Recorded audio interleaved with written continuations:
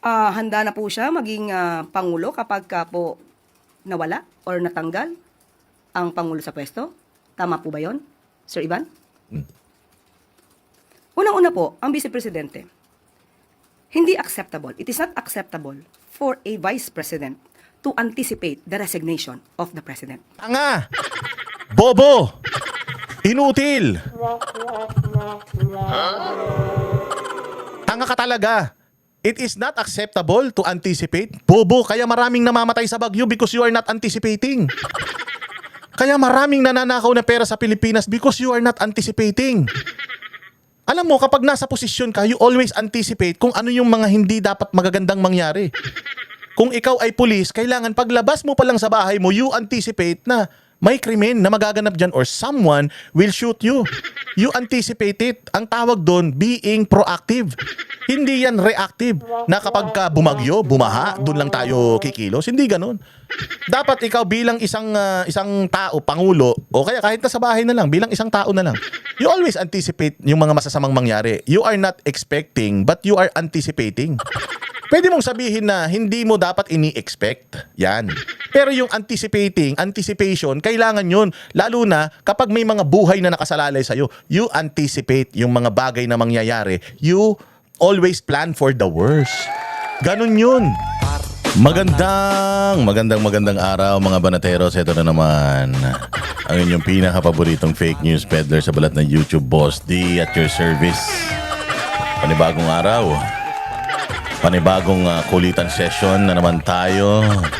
Oo, at pasasakitin na naman natin ang mga ulo at ay balon-balunan, puso, isip at kaluluwa ng lahat ng mga salot sa lipunan, lahat ng mga switik ng mga demonyo, Satanas, Judas, Barabas, lahat ng mga magnanakaw sindikato, lahat ng mga manguumit sa pera ng taong bayan, mga vampirang humihigop ng dugo ng mga Pilipino, lahat ng mga sindikatong kawatan, lahat ng mga kuratong baliling sa gobyerno, mga sinungaling at mga political dynasty na mga salot sa bayang Pilipinas. Kumbaga, di ba sinasabi nga ni Sir Jack, merong bading, ito yung mga baklang kanal. At merong guding, ito yung mga bading, mga ito yung mga guding, mga bakling na mga na may mga mabuting dulot sa bayan, sa mundo. May mga bading, mga walang naibudulot. Mga masasama yan, bad nga eh. Walang naidudulot na mabuti yan sa bayang Pilipinas, lalo na sa buong mundo. Nagkukonsumo lang yan ng resources natin, yung hangin, para ihinga nila, pagkain na kakainin nila. Pero wala mga silbi yan. Meron mga guding naman yan, yung may mga silbi sa mundo.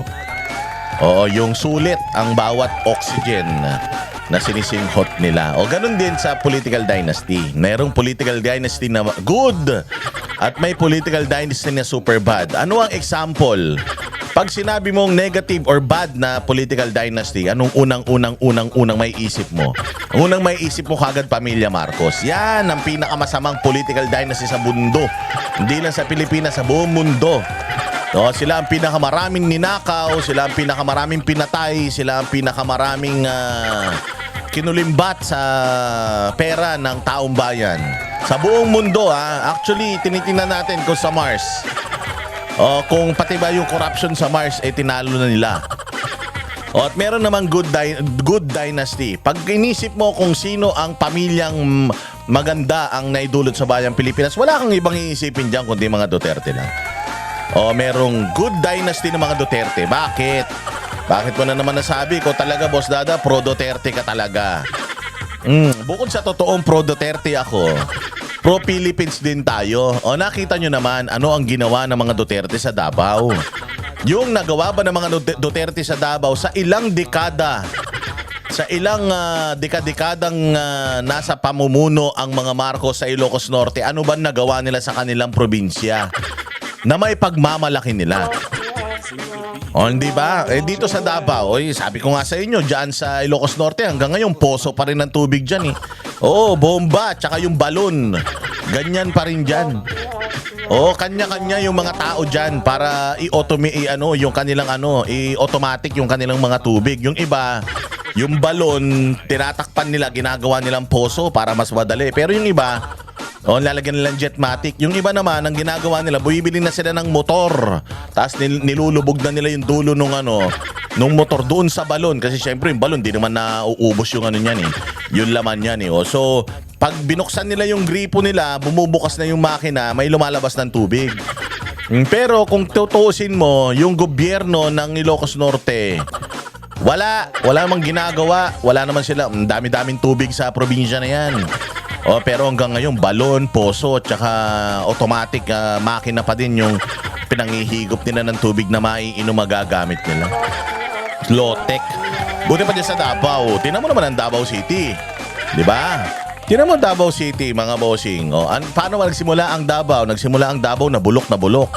Nandiyan dyan lahat. Sindikato, magnanakaw, terorista, rebelde, NPA, komunista. Lahat nandiyan dyan. Lahat ng kaguluhan nandiyan dyan until umupo ang isang Rodrigo Roa Duterte na inayos, binago ang ang politika diyan. Hindi lang politika, ang buhay diyan sa Davao. Tingnan mo ngayon. Tingnan mo ang kung magkano na kamahal ang mga zonal value ng mga lupain diyan sa Davao. Tingnan mo kung gaano kamahal bumili ng bahay sa Davao. Tingnan mo kung gaano kamahal ang mga condominium sa Davao. Lahat ng meron sa Maynila, meron na sa Davao. Para kang nasa Maynila pag nasa Davao ka actually. Buildings, mga magagandang kalsada, tulay, lahat ng meron dito, nandoon na rin mga restaurants, mga kung ano-ano pa, mga developers, mga condominium developers dito sa Maynila, nandoon na. Kamakailan lang yung Ayala ng isang doon. Magtatayo ng isang community diyan sa Davao. Ang mahal-mahal daw ng per square meter ng lupa diyan sa i-develop ng Ayala Land. Magtatayo sila isang komunidad. Ganon katindi ngayon ang Davao. From bulok na Davao, puros masasamang loob na Davao, umupo ang pamilya Duterte. Nung umupo si Pangulong Duterte, tapos sumunod yung mga anak niya, kita mo naman kung gaano kaganda ang Davao. Napanood ninyo yung fun run? Kasama ako dyan sa nag-fun run, pero hindi ako tumakbo. Kumuha lang ako ng mga singlet, ganyan, mga number, medal. Kasi hindi tayo nakatakbo nun eh. Pero kita mo yung tinakbuhan ng mga runners diyan sa may coastal road. Ganda.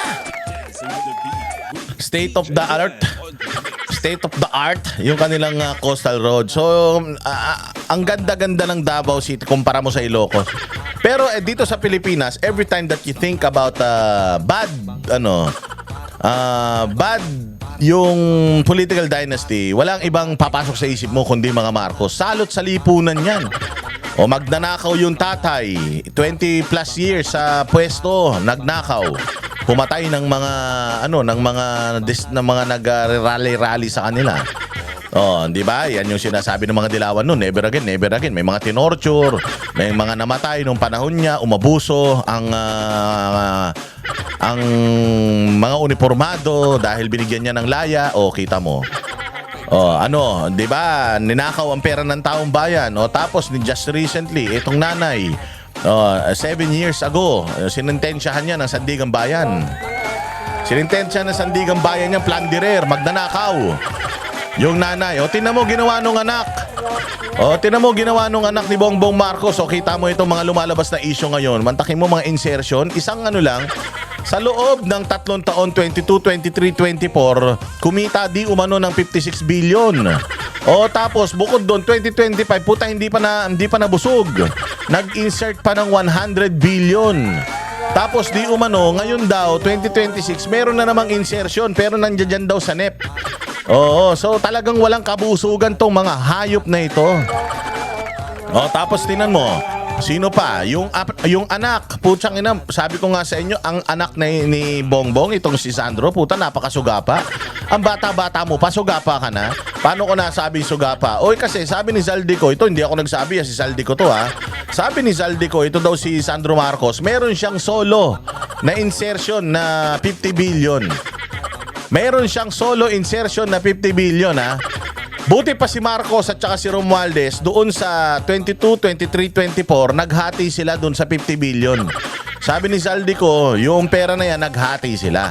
Buti pa yung dalawa naghati. Eto si Sandro Sugapa, sinolo niya. Siya lang mag-isa, wala siyang kahati. Putang ina, ganyan kakapal ang mukha niyan. Sabi pa ni Saldico, nagkulang daw ng 8 bilyon. Yung kanyang remittance. Yung payola, putya, galit na galit daw, gusto siyang ipatanggal. Okay, kaya naman pala tinanggal. Akala natin, kaya nila tinanggal si Saldico dahil, di ba nagkaroon ng rigo doon dyan, naging si Kimbo. Naging si Kimbo yung APRO chairman. Akala natin noon dahil si Saldico nahuli na nila. Yung pala, kaya nila tinanggal si Saldico kasi hindi nag-perform. Kulang yung mga koleksyon. Putsang ina, ang hirap magtrabaho sa mga to. Putang ina, ang hirap maging kaibigan ng mga Marcos. Kailangan magnakaw ka sa kanila. Di umano. O, tingnan ninyo ha, di ba ang yabang-yabang nitong putang inang Sandro Marcos na ito? Kung makapagsalita, kesyo 51 billion daw, 50 billion ni Pulong Duterte sa kondistrito niya. O, putang ina nung chinek ng ICI, chinek ni Magalong na tanga. O, hindi ba? O, nakita nila, walang problema, walang ghost project, wala silang may sampang kaso, wala silang nakitang problema dyan sa Davao. Oh, inaasar nila yung 50 billion. Pala, ito si Sandro Marcos, kabata-bata pa. Oo, neophyte congressman, magnanakaw na, di umano. Oh, paano pa pag tumagal yan, tas gusto pa maging presidente ng hayop na yan? Gusto maging presidente ng hayop, wala pa nga nagagawa sa distrito niya sa Ilocos, puro ghost project daw. At saka mga substandard at hindi pa matapos-tapos na mga project. Tapos gusto maging pangulong, kakapal ng mukha nyo, gusto nyong pagkakitaan ng mga Pilipino mula lolo hanggang apo, gagasahin yung Pilipinas, putanginan nyo, kakapal ng mga mukha nyo.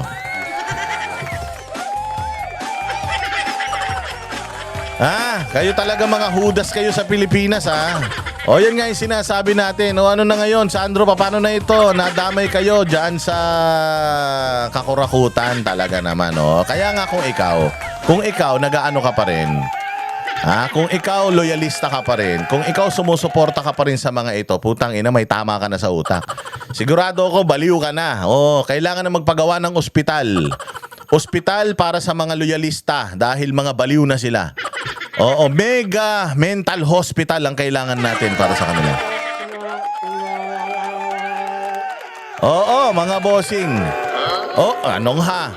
Oo nga, kailangan na natin ng malaking mental hospital para sa mga yan. Kasi kita mo magnanakaw ang lolo, magnanakaw ang lola, magnanakaw ang tatay, pati apo magnanakaw. Tapos sinusuportahan mo pa. Alam nga naman, matino ka pa mag-isip niyan. Sigurado ako, baliw ka na niyan kapag kaganyan. Hindi ba? Simulan na natin kagad. Pucha, umpisa pa lang, banatan na nakagad ng banatan. Ibang klase talaga si Boss Dada.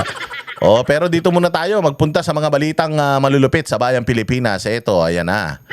Handang maging pangulo si, tingnan natin kung paano kamali yung pag-twist netong TV5 patungkol dito sa statement ni VP Sara. Umpisa pa lang, banatan na natin.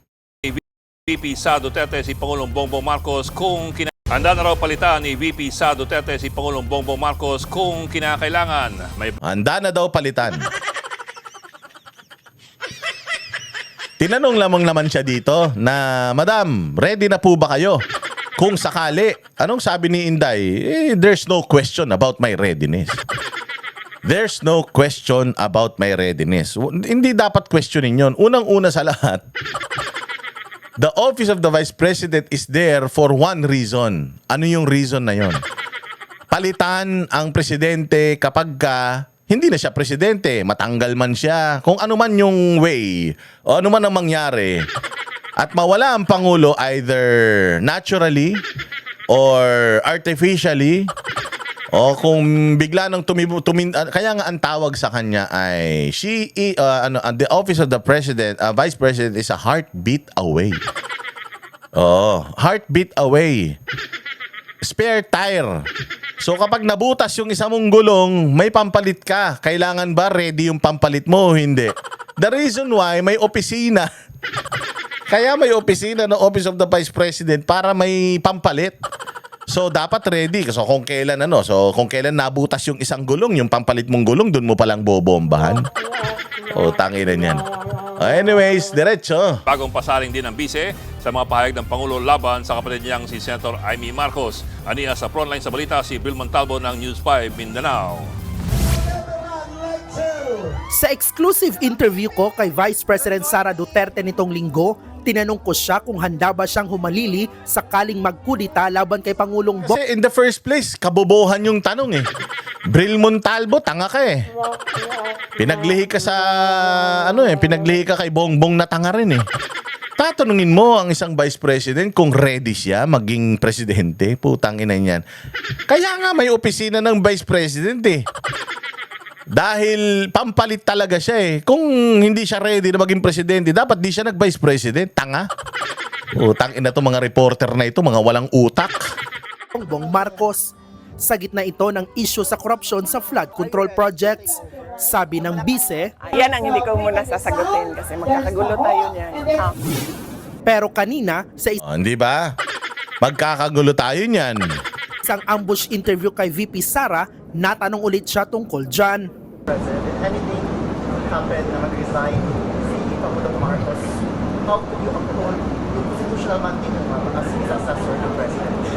In case Are of, you ready, ma'am, na of course, there is no question about my readiness. Diba natawa siya eh. Nakakatawa naman kasi. Unang-una sa lahat, yung unang tanong sa kanya hindi niya sinagot kasi pambobo eh. I am the Vice President of the Philippines for a reason. And what is the reason? To replace the President in case the President cannot lead anymore. So, yun ang trabaho ko. And yung hindi ko nga trabaho, ready ko eh. Yung pa kayang trabaho ko. Diyos ko naman. Kaya nga natawa siya eh, di ba? Ay, tanga nyo. Natural. Kaya nga ako Vice President dahil pampalit ako. Kung hindi ako ready maging presidente, di putangin, hindi ako nag-Vice President, di nag-mayor sana ako. Nag-senador sana ako. Kung halimbawa, si Tito Soto, tinanong mo siya, ready po ba kayo para pumalit kay presidente? Siyempre sabihin niya, hindi. Hindi ako ready. Putangin na, senador ako eh. Senate President ako eh. Bagamat, isa ako sa option, hindi ko iniisip yan. I'm not even anticipating that. Kasi malayo sa katotohanan yan at hindi pa nangyari yan sa history ng Pilipinas na isang Senate President pumalit sa isang presidente. Wala pa nangyaring ganun. So di po, kung Vice President, kung di ka ba naman tanga, Vice President, tatanungin mo kung ready na siya maging presidente, kaya nga siya Vice President dahil pampalit siya sa presidente. Kaya nang ina to mga media na to, kaya kayo mga media kayo, ayabang-yabang yun, tatangan nyo naman eh. Yes, pinesenta ko sa inyo yon ang sarili ko at alam ko na first in line ako sa succession. Wala nang tanong doon. Diba? Dumb question. But again, there's no such thing as stupid question, only stupid people that are asking the question.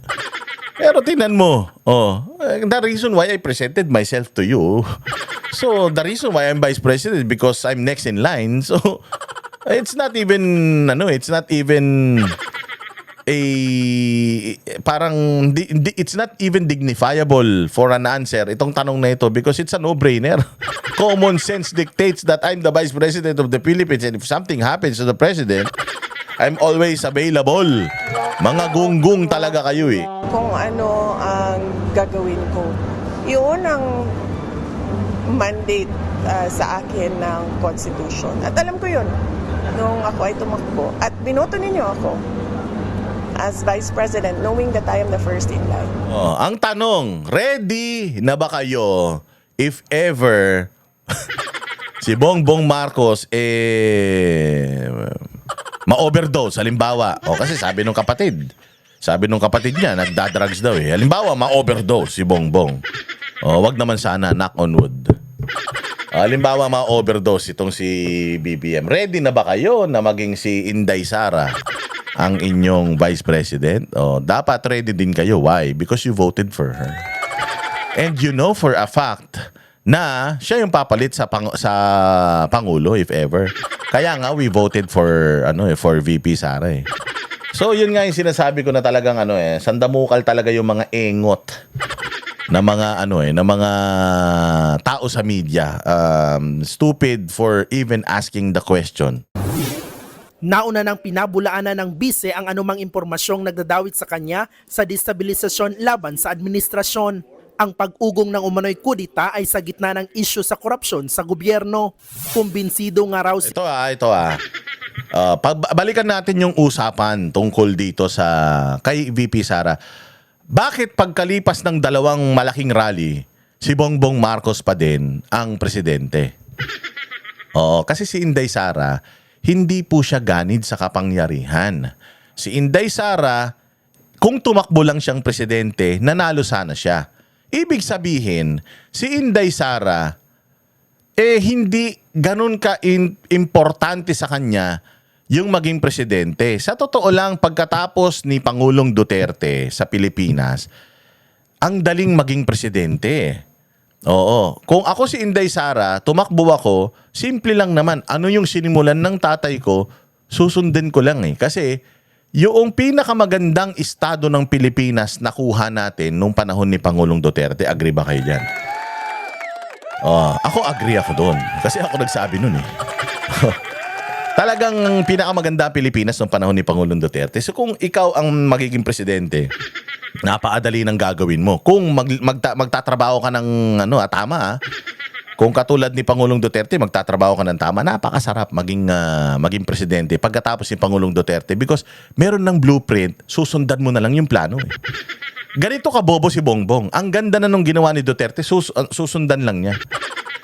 Pero dahil maitim ang budhi ni Bongbong, maitim ang buto, kaluluwa ng mga buwaka ng inang mga Marcos na yan, ang ganda ng ginawa ni Pangulong Duterte, binago niya. Talagang kung ano yung ginagawa ni Pangulo, exact opposite yung ginawa niya. Kasi ayaw talaga netong mga putang inang mga pamilya na ito na maging maayos ang Pilipinas. Kasi nga, pag naging maayos ang Pilipinas, nasanay ang mga tao na yung pondo ng bayan na pupunta sa mga programa at umunlad ang lahat ng mga Pilipino, hindi na sila makakapagnakaw. Bakit? Kasi makikita na, oh shit, ba't wala nang ganito? Dati may ganito, ngayon wala na. Putangin na tong presidente na to, kawatan to. So ganun, ayaw nila na yung mga Pilipino umunlad, ayaw nila yung mga Pilipino umalwa ng buhay, gusto nila sila lang. Kaya di bali nang maghirap kayo, nanakawin namin yung pera ng taong bayan at manatili kayong mahirap at pag mag-iingay kayo, bubusugin lang namin kayo ng ayuda. Yun lang ang ginawa. Ang legacy talaga ng gobyernong Marcos, ayuda eh. Wala talaga siyang nagawa para sa ikabubuti ng buhay ng mga Pilipino na pangmatagalan. Lahat puro band-aid solution. Lahat ng ginawa ni Pangulong Duterte, exact opposite ang ginawa niya, yung kabaligtaran. Kaya tingnan nyo ang Pilipinas ngayon, lugmok na lugmok. Ito pang pinakamasaklap, putang ina.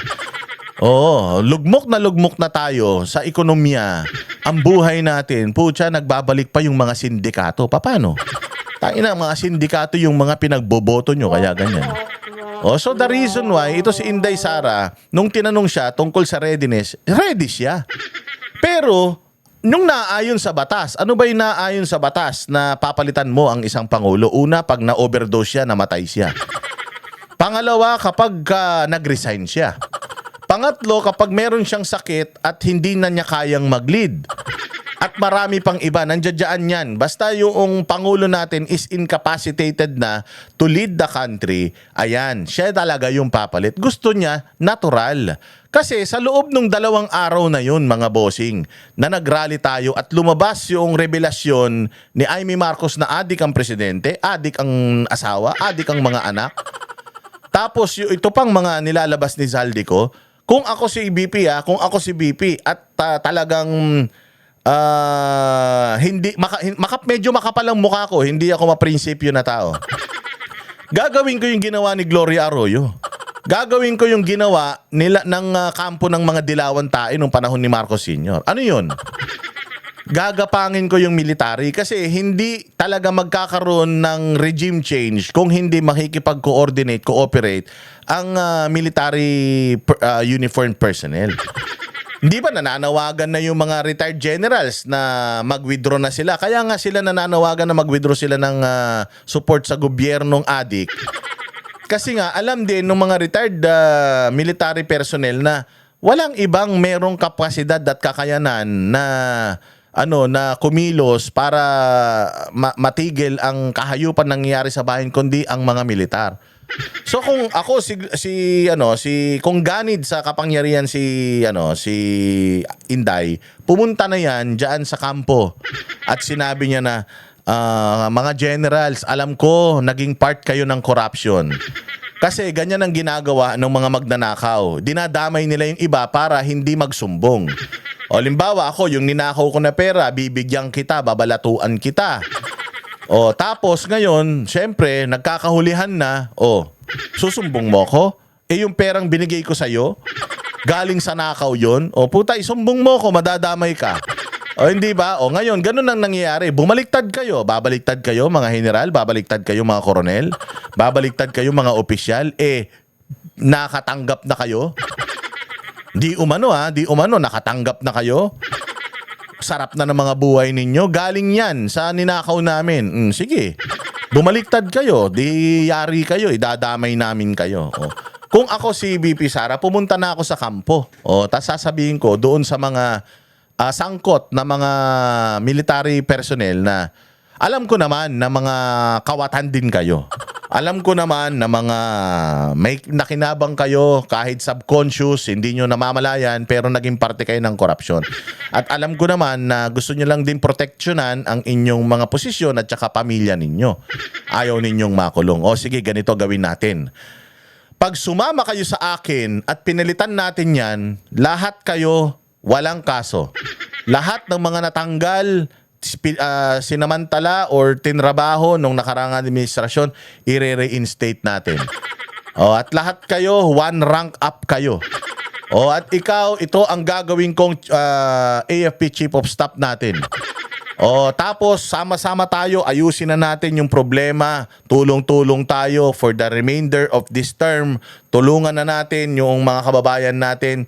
Back to zero tayo. Hindi naman pwedeng tanggalin ko kayo lahat dahil mawawalan na ng leadership dito sa military. O, so alam ko naman na hindi nyo rin ginusto yan at alam ko naman na kayo ay loyal sa inyong mga sinumpaang tungkulin.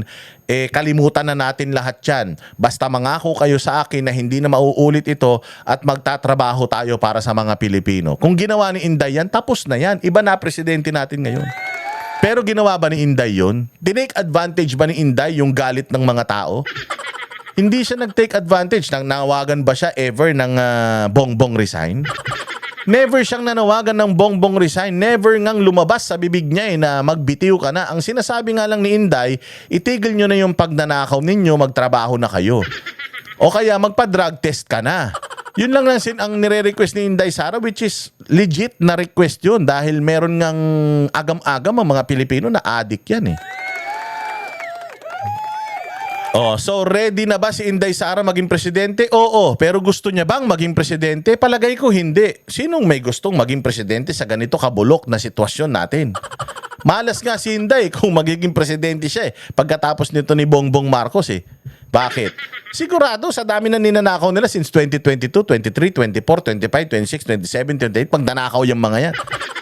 So anong perang matitira para sa mga proyekto? Eh wala naman silang ina-approve na mga proyekto ngayon na makakatulong. Sa ano na, di ba buti yung mga nakaraang administrasyon ni Pinoy, may mga proyekto na na-carry over kay Duterte na natapos ni Duterte. Ano yan? Yung mga Skyway, yung Cebu Highway, yung tulay sa Cebu. Di ba? O galing yun sa nakaraang administrasyon pero natapos yan sa administrasyon, pinrioritize siya ng administrasyon ni Duterte. Eh ngayon, si Inday, ano ipaprioritize niya? Na mga proyekto, eh wala namang proyektong pinag-uusapan tinatapos itong gobyerno ngayon kundi puro pagnanakaw ang ginagawa nila. So tatanungin mo si Inday, ready siya maging presidente? Of course, kaya nga ako vice president, I'm next in line according to constitution eh. Pero gusto ko ba maging presidente ng Pilipinas? Kaya hindi siguro kumikilos si Inday Sara because ayaw niyang maging presidente ng Pilipinas. Siguro gusto niya magtanda kayong lahat. Madala kayong lahat sa pagboto sa mga ganitong klase ng mga politiko. O, diretso. Kayo talaga, nag-share mo na naman ako. Galing-galing ko talaga, di ba? Si VP Sara sa pahayag ni Zaldico na sangkot sa budget insertions ang Pangulo at ang kanyang anak na si Congressman Sandro Marcos. Hindi nyo ba nakikita? Bakit hindi nakikita ng mga tao yun eh? It's a matter of reading the budget. Lahat ng ebidensya nandiyan sa budget. His signature on the General Appropriations Act is the best evidence against him. Hiningan din ng reaksyon si VP Sara tungkol sa pahayag ng Pangulo kay Lagi natin sinasabi yun, ha? The fact that you signed it. The fact that you are the supposedly last layer of checking. You signed it, meaning you authorized it. That alone, tapos ka na. That alone, meron ka ng dugo sa mga kamay mo.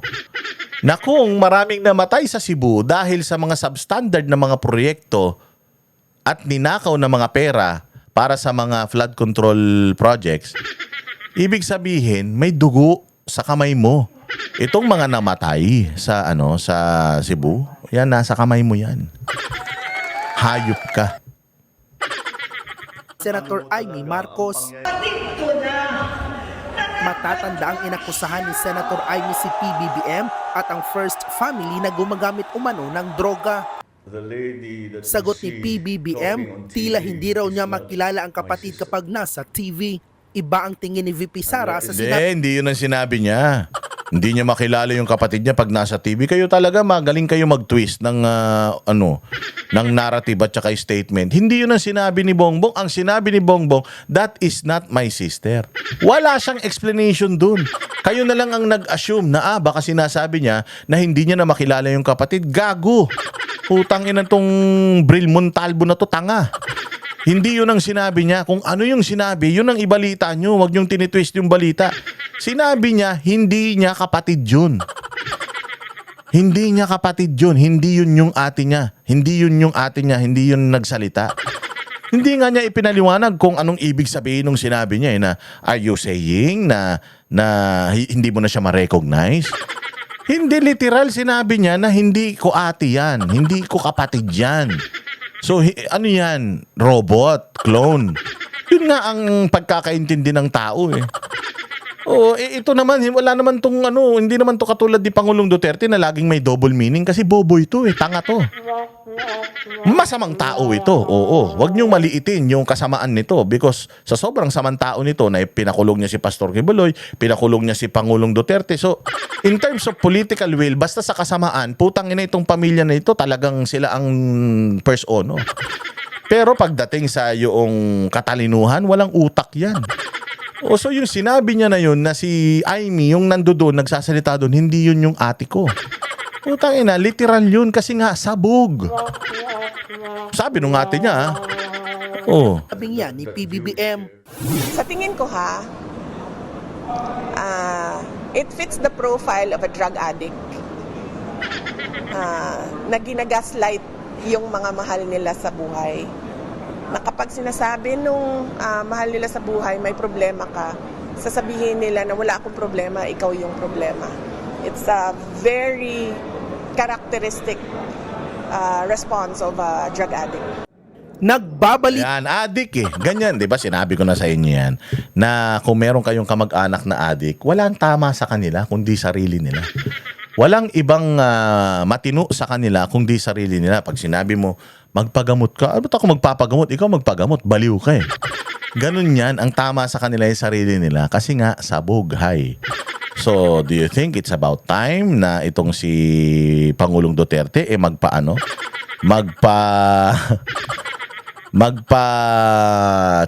tawag dyan, drug test? It's about time. Ngayon, eto mga bossing. Eto, gusto ko kayong i-gaslight. Dahil doon sa sinabi ni Inday Sara na ready siya maging presidente. Ito ang sagot ng putang inang bobong abogado na si Claire Castro na putang ina siguro pinagli ito sa sapot.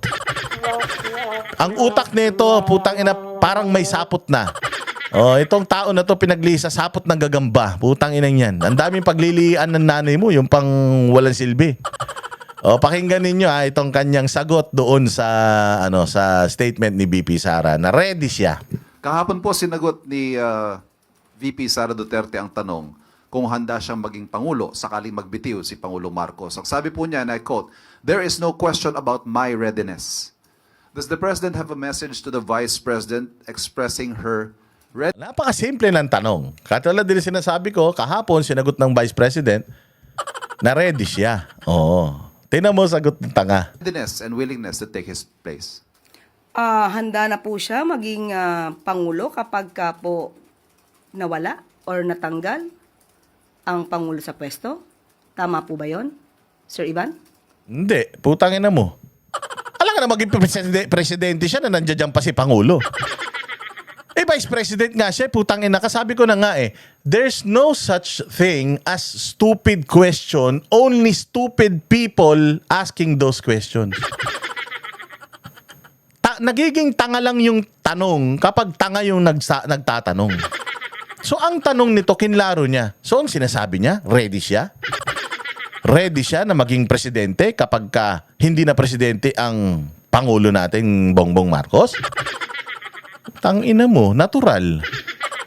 Kung hindi ka ba naman tanga, natural kung hindi na presidente si Bongbong, may mangyaring masama kay Bongbong, siya yung next in line, hindi siya magiging presidente. Okay nang ina ka. Ikaw talaga, Claire Castro, putang ina, naliligo ka lang pero hindi ka nag-iisip. Sobrang sobrang katangahan mo na. Totoo talaga yung sinasabi dito ni Malutikia na dalin mo Presidential Information Officer. You are supposed to be informing the people. Hindi ka nga spokesperson. Nagpapanggap ka lang spokesperson. Pukin ang ina mo ka. Hindi ka naman spokesperson. Presidential Information Officer. Ibig sabihin kung ano yung impormasyon na meron ang gobyerno para sa ikauunlad ng bayang Pilipinas at ng buhay ng mga Pilipino, i-relay mo yun sa tao. Oh, yun ang trabaho mo. Hindi mo trabahong magsalita mag-opinyon ng sarili mo. Hindi mo nga alam kung ano yung trabaho mo eh. Oh, sige, anong sagot niya dun sa tanong? Yun po ba ang sinabi niya? Handa siyang pumalit sa Pangulo kapag nagbitiw. Oh. Handa bang pumalit si Inday pag nagbitiw si Pangulong Marcos? Ano ba trabaho ni Inday? Maging presidente, pampalit sa presidente, something happens to the presidency. If the president dies, she will become president. She's next in line. If the president resigned, she's the next in line. If the president overdosed from overuse of substance, for example, I'm not saying na addict siya, but if ever it's a scenario, something happens to him, matapilok siya tapos tumama yung ulo niya sa pako, ganun. Makakain siya ng bubog tapos magtais siya ng dugo hanggang sa maubusan siya ng dugo, ganyan. O kaya habang umiiris siya dahil sa tigas ng tae niya, pumutok yung ugat niya sa ulo. Na stroke siya, na comatose siya ng mga 200 years siyang comatose. Ilagay din siya doon sa pinaglagyan sa tatay niya dyan sa Ilocos Norte, doon sa Frigidaire na nakahiga. Yun yung mga instances na legal na pwedeng pumalit si Inday Sara because that's her job. Anong pansagot niya? Ang tanong din natin sa taong bayan, handa na po ba kayo sa mas marami pang Mary Grace Piatos? Oo, handa na kami. Handa kami sa mas marami pang Mary Grace Piatos. Alam mo kung bakit? Kasi yung mga Mary Grace Piatos na yan, code name yan ng mga asset ng gobyerno para maubos ito mga buwaka ng inang mga NPA na ito. So ready na kami dun, ma'am. Yun lang sagot mo. Tama talaga yung sinabi ni Malutikia na dalin mo ito, putang inang babae na ito sa usapang datos, wala tong alam. Sa usapang datos, wala itong alam. Pero pagdating sa bardagulan, gusto niya yan. Oo, kasi ito, palingkera lang to, pero walang laman ng utak nito. Sabi ko nga sa inyo, yung mga taong kalsada na mga feeling malalakas, pero mga bobo naman. Ganyan yan si Claire Castro. Oh, kaya nga sabi ni Bersamin, di ba? Huwag mong dalin yung ugali mong pagiging vlogger sa sa isang institusyon na iginagalang, inirerespeto. O kasi kapag naglagay ka ng aso sa isang institusyon, magiging dog shit yung institusyon na yan. Kaya itong Presidential Communications Office na to, dog shit. Dog shit. Pinaka-corrupt. Anong sabi nila? Anong sabi ni Mike Abe? Corrupt yung opisina nyo. Putang ina mo. Claire Castro, yun ang unahin mo, yung corruption sa opisina nyo. Mga magnanakaw kayo dyan. Mamaya patutunayan ko mga magnanakaw yan. Oo, pero handa na ba kayo magkaroon ng marami pang Mary Grace Piatos? Yun ba yung sagot sa tanong na ano masasabi ninyo na ready na daw si Inday Sara kung sakaling may mangyari, mawala si Pangulong Marcos? Ayaw mo mapalitan kasi si Pangulong Marcos dahil lahat ng kabuhayan mo nanggagaling dyan. Lahat ng mga damit mo, make-up mo, pati pinapalamon mo sa pamilya mo, buwakan ng ina mo ka, lahat galing sa pera ng taong bayan dahil magnanakaw yung amo mo. Sabi ni Saldico, putang ina, kung totoong magnanakaw siya at sinusweldohan kanya, buwakan ng ina mo, magnanakaw ka na din. Tarantada. Kaya nyo yun? Hindi nyo kaya yun. Si Boss Dada lang nakakakaya nun. Tapos, iaano nyo kami, ihahambing nyo kami dyan sa mga vlogger ni Bongbong na mga tanga. May lumabas na nga na video na pinapa-authenticate ngayon na sinasabi mismo nung kaboses ni Claire Castro na tanginang bobobo ng mga kinukuha ninyo eh. Mga bobo daw yung mga kinukuha ng administrasyon. Wala silang makuwang matino dahil sinong matino ang magtatanggol sa magnanakaw na gobyerno? Wala. Bayaran yung mga magtatanggol dyan. Katulad nitong putang ina nito. Mali na eh. Pinagtatanggol mo pa. Ngayon, ang tanong dito, ready na si Inday Sara na maging Vice President ng Pilipinas. Ang sagot niya, ready na ba kayo maging Mary Grace Piatos? Ang tamang sagot dyan, dapat lang ready siya. Kung ako tinanong, dapat lang ready siya. Yun ang trabaho niya eh. The reason why there's an Office of the Vice President is for you to replace the President if ever hindi niya na kayang magtrabaho. Yun ang trabaho niya eh. Tama lang na ready siya. Kasi kung hindi siya ready, umalis na siyang Vice President. Tama? Ganun ang sagot. Putangin na ka, Claire Castro, kung ano-anong sinasabi mo. Halatang halata kasi na ang trabaho mo lang dyan, mangagat at kumahol. Alam mo itong tanong na ito, ipatibong ito eh. Ito malalaman kung matino ka talaga mag-isip. Nakita dito sa sagot mo, umpisa pa lang, wala kang katino-tino. Hindi mo talaga alam ang trabaho mo because ang tamang sagot sa tanong na yun, dahil there's no such thing as stupid question, just stupid people. Ang tamang sagot dun is tama lang po, dapat lang po na ready siya ang pumalit sa Pangulo dahil pangalawang Pangulo siya. Kasi kung hindi naman po pala siya ready, hindi sana siya tumakbo bilang pangalawang Pangulo. Because the position is self-explanatory. Pangalawang Pangulo ng Pilipinas. Walang ibang trabaho yan kundi antayin mamatay yung Pangulo. Antayin yung Pangulong bumaba sa posisyon nang hindi pa tapos yung kanyang termino, papalit siya. Rightful heir ang tawag doon. Next in line.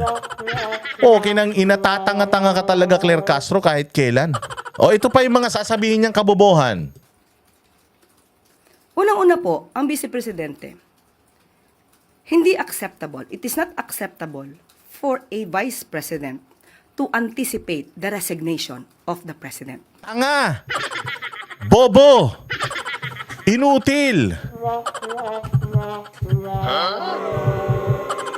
Tanga ka talaga. It is not acceptable to anticipate. Bobo, kaya maraming namamatay sa bagyo because you are not anticipating. Kaya maraming nananakaw na pera sa Pilipinas because you are not anticipating. Alam mo, kapag nasa posisyon ka, you always anticipate kung ano yung mga hindi dapat magagandang mangyari. Kung ikaw ay pulis, kailangan paglabas mo pa lang sa bahay mo, you anticipate na may krimen na magaganap dyan or someone will shoot you. You anticipate it. Ang tawag doon, being proactive. Hindi yan reactive na kapag ka bumagyo, bumaha, doon lang tayo kikilos. Hindi ganun.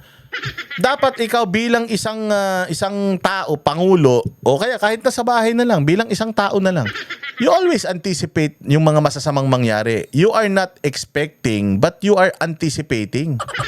Pwede mong sabihin na hindi mo dapat ini-expect. Yan. Pero yung anticipation, kailangan yun. Lalo na kapag may mga buhay na nakasalalay sa'yo, you anticipate yung mga bagay na mangyayari. You always plan for the worst. Ganun yun. So, papaano kung halimbawa, mamatay si Pangulong Marcos ngayon? Dahil hindi ko ina-anticipate na mamamatay siya ngayon. So, bukas na lang ako magiging vice president, sa isang araw na lang, sa isang buwan na lang, dahil hindi pa ako ready. Tanginan nyo, kaya maraming namamatay sa bagyo dahil ganyan nyo tawag dito, hinahandle yung gobyerno natin eh. You are not anticipating yung mga masasamang mangyayari. You are not anticipating a terror attack. You are not anticipating yung pagbabalik ng droga. Hindi nyo ina-anticipate na magnanakaw pala itong mga tao sa ilalim ninyo. O kaya mga tanga kayo, kaya tayo nalulusutan dahil mga bobo kayo, you are not anticipating. Anong it is not unacceptable? It is It is unacceptable na i-anticipate. Dapat talaga ina-anticipate mo yun para pag nangyari yun, ready ka, tanga. Utangin na ito, bobo talaga. Di ba? Kaya nga pagka nagpe-press con ka, hindi ba? Minsan, mas maganda na kinukuha mo na yung mga tanong nila eh. Kinukuha mo na yung mga tanong nila para alam mo na kung anong isasagot mo doon sa mga tanong nila. Mas okay yung advanced questions eh. Hindi ba? O kaya pagtayo mo dyan, ina-anticipate mo na kung ano yung mga questions nila. Ready na yung mga sagot sa isip mo. O I'm anticipating ito si ganito itatanong nito. O ikaw, anong tanong mo? Ready ka na. Anticipation yun. Kailangan mong nag-a-anticipate. Kayong lahat ng tao sa gobyerno, you should always anticipate. Tarantado talaga to si It's not right to anticipate na magbibitiw ang presidente. Yun ang trabaho ko. Mapumalit sa presidente pagka wala na siya. So I need to always be ready. Therefore, kailangan kong i-anticipate yun. It can be tomorrow, it can be the other day, the day after tomorrow, next month, next year. Ina-anticipate ko dapat yun na mangyayari kasi para ready ako. Pag upo ko dun, alam ko na yung gagawin ko. Meron na akong plano. Meron na akong mga gagawin. Oo, yun yung kabutihang bagay na nagagawa ng antisipasyon. Katulad niyan, bobo talaga si Bongbong, katulad mo eh. Hindi namin ina-anticipate yung dami ng baha. Ang in-anticipate namin, yung dami ng hangin. Lakas ng hangin, yun ang in-anticipate namin. Kaya ang dami namatay sa Cebu, sabi nyo, di ba? I'm sorry, we did not expect and anticipated. Yung dami ng volume ng ulan at yung baha, ang in-anticipate namin, yung hangin. Utang ina nyo. Anong sinasabi mong it's not? Sa gobyerno, general, yung anticipation, kailangan mo yun. Para mag-perform ka ng tama, ng maayos at para lagi kang handa, you should always anticipate. Actually, expect is also a right word. But anticipate, mas kumbaga ahead siya. Oo, yung kumbaga hindi pa nangyayari, iniisip mo na, you're always one step ahead. Tarantada, bobo, inutil, tanga. Tangina ka, bugado ka pa naman, bobo ka. Kaya sinasabi ni Malutikia, pati paggamit ng grammar, tatanga-tanga ka eh. Sa lahat talaga na nakilala kong abogado, ikaw yung pinaka-bobo. Di ko talaga dapat, alam mo, iniimbestigahan, dapat ko sa nag-aaral to eh. Tangina ko sa nag-aaral to, dapat magsara na kayo. Oo, dahil puta, ito resulta ng mga nag-aral sa inyo. Presidente na pinagsisigawan nilang bumaba sa pwesto. Hindi nga sinisigaw ni Inday bumaba sa pwesto yan. Magpa-drug test lang. Magpa-drug test lang, yun lang panawagan ni Inday. Bumaba sa pwesto. Kaya ayaw nyo magpa-drug test si Bongbong dahil alam nyo, pag nakita yung resulta, wala siyang ibang dapat gawin, di bumaba sa pwesto. Ayaw nyo bumaba si Bongbong sa pwesto kasi busog na busog kayo, mga patay gutom kayo. This is definitely a form of political destabilization. Hindi political destabilization, yung posisyon niya, tanga. That's her position. Vice President of the Philippines. She's supposed to replace the president if something happens. Tanga. Hindi destabilisasyon yun. Konstitusyon ang nagdikta ng posisyon na yan. Putangina mo, bobo. Tanga ka talaga kahit kailan, Claire Castro. Inutil. Destabilization. Destabilization? Yung pagiging vice president? Putang inan to. Yung pagsigaw ng pagbaba sa kay Pangulong Duterte tuloy.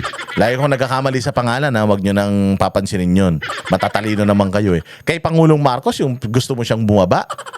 Ano na yun? Destabilization. Gago, ang destabilization, yung pupunta ako dun, may dala akong armas, tapos tututukan ko siya para bumaba. Ganun. Pero yung ako manawagan lang, bumaba ka na. Hindi na tama yung ginagawa mo. Hirap na ang mga Pilipino eh. Hindi destabilizasyon yan. Freedom of expression yan. Hindi na ako masaya sa amo mo. Kaya sinasabi ko bumaba na siya. Kung ayaw niya, bahala siya sa buhay niya. Gusto ko bumaba siya, pero nasa sa kanya yung kung ang bababa siya o hindi. Pero kung pwersahan ko siyang bababa, pupunta ako ng Malacanang, hihigiting ko siya dyan. Kakalad ka rin ko siya sa kalsada, yun, destabilisasyon yun. Mali yun eh. O pero kung nananawagan ka lang eh. Putangina, wag nyo kasing i-twist yung naratibo. Yung mismong meaning ng salita, tinitwist nyo pa, ganyan kayo katanga eh. Kayo na nga itong mga may kasalanan, kayo pa tong mga biktima. Pinapahina niya ang public confidence ng tao sa administrasyon. Ano niyang pinapahina? Sinabi lang naman niya na handa siya. Ready ka bang pumalit sa Pangulo? Natural. Sabi nga niya, it's not even, dapat nga hindi sinasagot niya. Kaya nga ako vice president eh. Ano sinasabi mong pinapahina niya? Wala siyang pinapahina. Yung utak mo mahina, Claire. Oh, yung utak mo mahina. Kasi simple lang talaga ng tanong sa sagot na ito. O bakit ba kasi kapag naririnig mo si Inday Sara, gigil na gigil ka? Mas maganda ba sa sayo? Oo naman. O mas mabango ba sa sayo? Sigurado ako. Claire Castro, huwag ka na masyadong insecure. Losyang ka na. Oo, bata pa si Inday Sara, maganda siya. Kaya huwag ka na masyadong insecure kung ano man yung itsura niya. Tsaka mas matalino siya sa'yo na abogado. Ikaw yung abogado na hindi talaga halata. Kailangan mo pang magsuot. Isuot yung diploma mo, pati yung ID mo, idikit mo sa mukha mo, ipatato mo yung yung professional ID mo sa pisngi mo para lang maalala ng taong bayan na abogado ka. Pero ako, tatanungin mo ako, ano ka ba? Mukhang abogado ka ba? Hindi. Kasi ang bobo mo umintindi. Sobrang tanga mo umintindi. And those words contribute to the climate of uncertainty. Climate of uncertainty. Hindi siya voluntaryong nagsabi na ready na ako. Pumunta pa siya dyan sa rally. Ready na akong palitan si Bongbong. Pumunta ba siya nagsalita ba siya ng ganun sa mga media? Ano ba dyan? Ready na ako. She was asked a question. The first time that she was asked that question, sabi niya, wag na natin sagutin yan, magkakagulo lang. And then tinanong ulit sa kanya. At sinabi nga niya, common sense. Tatanungin mo ko kung ready akong maging presidente. I'm next in line. Constitutionally, I am the successor of the president. Ngayon, merong mga implementing rules and regulations when a vice president can replace the president. Oo, basta merong batas yan. So, yung sagot niya is, ready ka ba? Oo, the position of vice president was made for that. So, I should always be ready. And even if matapos yung termino namin at hindi ko siya pinalitan, okay lang yun because ganun talaga trabaho ng vice president, to anticipate, to always be ready if in case na kailanganin yung serbisyo niya. So yung sagot niya na yun, nakatulong sa destabilisasyon, yung pagiging ready niya, job description niya yun. JD niya yun, ma'am. Oo, yun yung pinirmahan niyang tungkulin niya. Hindi mo alam yun. Kaya kayo nagkakaleche-leche gobyerno niyo because hindi niyo alam kung ano yung mga pinirmahan niyo eh. Hindi nyo alam kung ano yung mga trabahong ginagampanan nyo dyan. Tulad mo, ang trabaho mo magbigay ng impormasyon positibo na ginagawa ng gobyerno para sa taong bayan. Pero hindi mo alam kung ano trabaho mo. Si Bongbong, hindi kasama sa trabaho niya yung pagdadrugs niya. Hindi kasama sa trabaho nila yung pagnanakaw nila, di umano, pagdadrugs di umano, tsaka pagnanakaw di umano. Hindi kasama yun. Kaya nga sabi niya, may pressure ako. Wala akong pressure. Wala akong ka-pressure. Hindi kasama sa trabaho niya yun, ma'am. Hindi nyo alam yung mga trabaho ninyo. Only Inday Sara knows her duty. And her duty is to replace the president if ever umalis ang presidente, mamatay ang presidente, bumaba ang presidente. Yun yung mga senaryo. Tangina talaga to si Claire Castro. No? Pinaglihi talaga ito sa sapot. And crisis. Kung handa siya, makikita po natin, nag-anticipate siya na mawawala ang Pangulo. Yan po ang balak nila. Tangina, di ba? Puta propagandista. Puta komunista ka na mag-isip, madam. Hindi nila balak yun. Yun ang trabaho nila. Oo, magkaiba po yung may masamang balak doon sa, yun talaga trabaho ko. Madam, hindi ako nagsalita ng Marcos resign ever. Hindi ako nagpunta sa mga rally at sinabing Marcos resign. Sinasabi ko, yung mga corruption ninyo because yun ang concern ko. Because a government official should not corrupt. Hindi kayo dapat nagnanakaw. So kung ano yung nalalaman ko tungkol sa corruption, I will be part of the corruption kung hindi ko ilalabas. Kaya ilalabas ko lahat yun. But does that mean gusto ko nang mawala, palitan ng presidente? No. Pero kung papalitan ko ang presidente at umalis siya, abay, ready ako. Yan, kaya ikaw talaga, Claire Castro. Tangin na mas matalino ko sa'yo, promise. Hindi ako abogado pero sigurado ako mas matalino ko sa'yo. Intindihin mo muna kasi, Claire Castro yung tanong. Sabi ni Presidente, Vice President, ready na daw siyang maging presidente. Kung mawawala si Presidente, tinanong mo pa, sigurado ka? Kung mawawala si Marcos? Kung mawawala si Bongbong, sino magiging presidente? Nanay niya? Yung asawa niya? Ikaw? Utang ina, wala kayong karapatan. Ang may karapatan, second in line, heir to the throne, ay si VP Sara Duterte. Kung hindi mo alam yun, bumalik ka sa elementarya. Doon, inaano yan, pinag-aaralan yan sa Civic at Kultura. Wala na Civic at Kultura ngayon. Inaano na ngayon, Aralin Panlipunan na, AP. Tsaka na sa Aralin Panlipunan, pinag-aaralan yan, yung mga sangay ng gobyerno, yung mga posisyon sa gobyerno.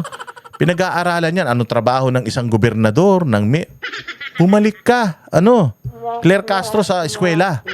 Abogado ka na, hindi yung paalam yung mga posisyon sa gobyerno, inutil. Yan po ang nasa isip nila. At yan po ang ginagawa nila ngayon. Inabobo, no? Tanga mo!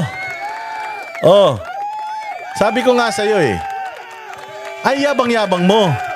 Claire Castro, putang ina nyo, mga magnanakaw kayo dyan sa opisina nyo. Mantakin mo na sa vault nyo nawala yung 50 million. Pera ng taong bayan yan. Nasa kahadiyero nyo, pukin ng ina nyo, mga magnanakaw kayo dyan. Baka ikaw nagnakaw niyan, Claire, Tangina ka, baka ikaw nagnakaw niyan, Baka, hindi ko sinasabing ikaw. Sagutin mo lang kung oo hindi. Pero palagay ko, hindi ikaw yung nagnakaw niyan. 50 million para sa mga pro-Marcos vloggers ninakaw. Tangina, sarap buhay ng mga pro-Marcos, mayroon kayong budget. Sana all. Tapos sasabihin nyo kami bayaran. Kami ngayon wala sa posisyon. Si Inday Sara nga walang budget Anong pambabayad niyan? Extra, wala nga. Wala nga siyang pang-programa dahil sinakto niya lang yung budget niya pang yung mga usual na programa tsaka pampasweldo Wala nga kayong dinagdag na pera sa kanya na pwede niyang gamitin sa ibang bagay Mantakin mo kayo, 50 million, putang ina, ganyan ka magnanakaw yung gobyerno ni Bongbong. Ngayon lang nagkaroon ng balita ng Office ng Presidential Communications ay nawala ng pera. Ina nyo, mga kawatan kayo dyan. Dahil sinasabi ni Mike Abi na mga magnanakaw kayo dyan na mga kurakot kayo Kaya daw papalit-palit ng sekretary dyan. Wala daw na gagawang mabuti. Bago mo silipin, Claire Castro, yung dumi ng iba, putang ina nyo, ayusin nyo muna yung dumi ng opisina nyo. 50 million nasa kahadiyero. Ilan ba kayo nakakaalam ng code ng kahadiyero na yan kung di ba kayo mga bobo? Iimbestigahan nyo ba? Sino ba nakakaalam ng ng code ng kahadiyero na yan? Baka itong secretary at saka yung accountant, baka ito si Claire Castro alam niya. Kung meron lang kayong 5 na nakakaalam nung code niya, puta, ang daling solusyonan yan. 5 lang kayo na nakakaalam nung nung numero para bumukas yung kahadiyero na yan Paano nanakaw dyan? Putang ina nyo, lahat kayo dyan kawatan. Mga hype kayo. Cash mula sa isang vault ng opisyal ng PTV. Vault Vault. Tangina nyo, wala bang CCTV dyan? Ang dami yung camera. Ang daming camera ng PTV, may media, ano kayo, mayroon kayong media outlet, meron kayong istasyon, wala kayong CCTV. Hindi nyo makita kung sino nagnakaw niyan. Puta ina, cash yan. 50 milyones, ang dami niyan. Kung 50 million, kung ang 1 milyon ganito kakapal, sabihin na natin 1 dangkal o ganyan kakapal yung 1 milyon. Putang ina, 50 piraso na ganyan. Hindi mo yan kayang ilabas sa isang backpack. Sa maleta mo rin ilalagay yung 50 million. Yung isang Rimowa na malaking maleta, doon kasya yan. Yaang pera na yan. Di ba sinabi nga ni Orly Gutesa, 48 million yung laman ng isang maleta? Yung pinakamalaki na Rimowa. So paano mo mailalabas yung ganyang kalaking pera dito? Dito sa vault, putang ina nyo, style nyo lang yan, pero ibinayad nyo na yan dun sa mga vlogger. Oo, kunyari nawala yung pera para ilalagay nyo ano niya sa accounting, ilalagay nyo as stolen, lost, under investigation. Pero sa katotohanan, kasi hindi mo naman pwedeng iresibo na I'm paying itong vlogger na to, I'm paying itong vlogger na to. Hindi kasi hindi dapat gamitin yung pera na yan para dyan In the first place, meron ng RTVN, meron pang PCO para magpropaganda for the government Hindi mo na kailangan magbayad pa ng tao Pero kung nagbabayad ka ng tao para mag-comment, magbabayad ka ng tao para sirain yung ibang vlogger, hindi trabaho ng gobyerno yun Trabaho yun ng propagandista O ngayon, itong pera na ito, nawala ito. Unaccount, hindi na yan pwedeng i-accounting. Kasi pagka kailangan mong i-liquidate itong 50 million na ito, ilalagay mo lang doon. Ito yung cash na nawala sa vault. Pero iniimbestigahan na namin to follow yung result ng investigation. Itong 50 million nasa na? Puta ina, binayad na nila yan dun sa mga vlogger na yan. Dahil hindi nila pwedeng iresibo yan. Ito sa akin lang malamang mali ako. Hindi totoo tong sinasabi ko. Pero ito, nag-iisip lang ako. Thinking outside of the box, ika nga. Itong pera na ito, ibinayad na nila. Since hindi nila pwedeng iresibuhan yon at ibigay sa COA na dito napunta tong 50 million na to, di bali nang i-declare nila na nawala. Nawala yung pera Paano nawala? Ninakaw. Sino nagnakaw? Iniimbestigahan pa. Putang ina, paanong mananakaw yan sa isang vault? Ilang tao lang nakakaalam ng ng key niyan. Lokohin yung lelang nyo. Kaya naglipa na naman yung mga bumabanat sa amin na mga vlogger. Kasi binayaran nyo. Tangina, 100 pesos per comment. Wow, sana all. Sabi ko nga sa inyo itong mga vlogger na binabayaran nyo, putang ina, wala yan, walang kwenta yan. Hindi kami kaya ng mga yan, ang hihina nyo. Kukuha lang kayo ng mga vlogger, yung mga bobo pa. Kukuha lang kayo ng mga vlogger, yung mga nasa ibang bansa pa para hindi mademanda. Tapos, paniniwalaan nyo yung taong bayan na may A1 information itong mga nasa ibang bansa. Paano nangyari yung pukin ng ina nyo? Wala nga sa Pilipinas. Kung may A1 information yun, putang ina, sigurado galing sa inyo yung A1 information. Propaganda yun na galing sa inyo. Sinong maniniwalang tarantado na ang isang nasa ibang bansa may A1 information? Ulul! Ang ina nyo, lokohin yung lela nyo. Fake news yan. Wala ka sa mas marami ka pang alam sa akin. Ako nandito sa Pilipinas. Ikaw wala ka sa Pilipinas, sa abroad ka, tapos meron kang A1 information. Ulul. Propaganda yan. Yung A1 information na sinasabi nila, propaganda yun na galing dito sa mga opisina ng mga nasa gobyerno para pabanguhin yung gobyerno or papangitin yung kalaban. Ngayon, mag-hire kayo ng mga vlogger, tapos aasarin lang kami. Mukha kaming bayag, mukha kaming singit, mukha kaming ganito. Wala kaming pake. Wala kaming pake because hindi issue ng bayan natin Pilipinas yung mukha ko. Ang issue natin yung mga pagnanakaw, yung mga hayop kayo. Matagal nang ganito mukha ko, tanggap ko na to. Putang ina, nagkaasawa na nga ako ng 10 sa pagmumukha na ito. Kaya hindi ko na problema yun. Wag niyong problemahin yung itsura ko. Ang problemahin natin yung mga pagnanakaw sa gobyerno. Meron ng isang DDS na kapitan, PDP Laban member na kapitan, na habang nagla-livestream, pinapatay. Baka dyan napunta yung 50 million na yan. O baka kasama, yung nawawala na yan, para walang paper trail, para walang resibo, kunyari ninakaw, tas pinangbabayad na yan sa mga hitman na iisa-isa sa mga kalaban nila. Natatakot ba kami? Matatakot ba ako? Na pag lumabas ako dyan, pwedeng mamatay ako? Tangina, wala. Hindi kami natatakot sa ganyan. Di kami natatakot makulong, di kami natatakot na mademanda kahit ano. Hindi kami natatakot. Bakit? Kailangan naming ilabas yung Vox Populi, ang boses ng bayan. Ito ang boss ng bayan. Style nyo bulok, 50 million nanakaw. Tangina, tanga lang maniniwala dyan. Kalbo lang ang maniniwala na yung 50 million na yan ninakaw. Diyan sa loob ng opisina, sa loob ng vault, punong-puno ng CCTV. Hindi nyo alam kung sino? Okay ng ina nyo, mga ulul. Every day, alam nyo yan. Pag pumasok ako, checking ko kung nandiyan pa yung pera na yan. Ops, nandiyan pa. Ilalak ko yan. Every day, 50 million, laman ng vault. Ano yan? Paano, ba't ba kasi may 50 million kayong cash na laman ng vault? Ano bang, para saan ba yan? Di ba yung petty cash, paunti-unti lang yan? Kasi ako nagtrabaho sa corporate eh. Ang petty cash, pinakamalaki na sigurong laman ng petty cash, baka 1 milyon. Oo, tapos gagawa ka ng petty cash voucher, hihingi ka ng cash. Sa accounting. Yung accounting mag-i-issue sa'yo ng cash. Halimbawa, mag-ano ka, kung wala kang credit card, ma'am, magdi-dinner kami kasama yung kliyente eh. Wala kasi akong credit card. Wala na rin akong cash. Baka pwede mag-cash advance. Sige, mag-fill out ka ng petty cash voucher. Magkano? 20,000. 20,000. Sige, akin na yung cash. Ito, pipirmahan ko, tinanggap mo yung cash. Nasa akin na yung cash. Ngayon, magdi-dinner kami. Yung resibo nun, kukunin ko. I-reimburse ko yun. Yung kinuha kong cash, papalitan ko yun ng resibo. Yun yung paper trail. Kaya sinasabi nyo na nanakaw yung pera na yan para walang paper trail. Meron lang kayong report that it was stolen and that's it. Tapos na yun. That's it. Ibabalik ba yan nung custodian nung pera na yan? Ibabalik ba yan? Hindi. Pwedeng matanggal lang siya sa trabaho pero mababalik pa yung 50 million? Hindi na. Nasa na yan? Ako, assumingly, na totoo, itong mga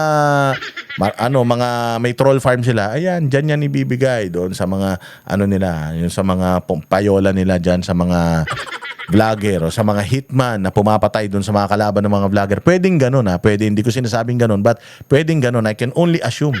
Because again, saan mapupunta tong 50 million na to? At sinong tanga na taga PCO, ilan lang kayong empleyado dyan ang kukuha niyan? At sinong mas lalong tanga na tagalabas pupunta dyan tapos alam ko saan yung nakalagay yung vault na yan tapos kukunin yung vault na yan, alam din niya yung code, putang ina niyan, kalokohan.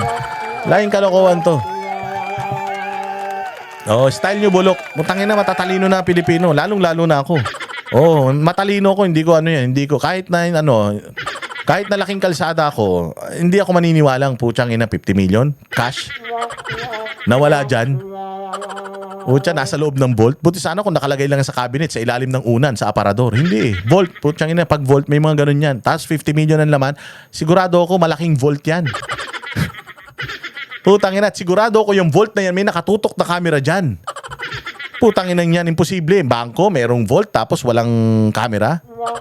Hindi to bangko, opisina ito. Pero ayun na nga, vault, may naman 50 million, walang nakatutok na camera. Ulul.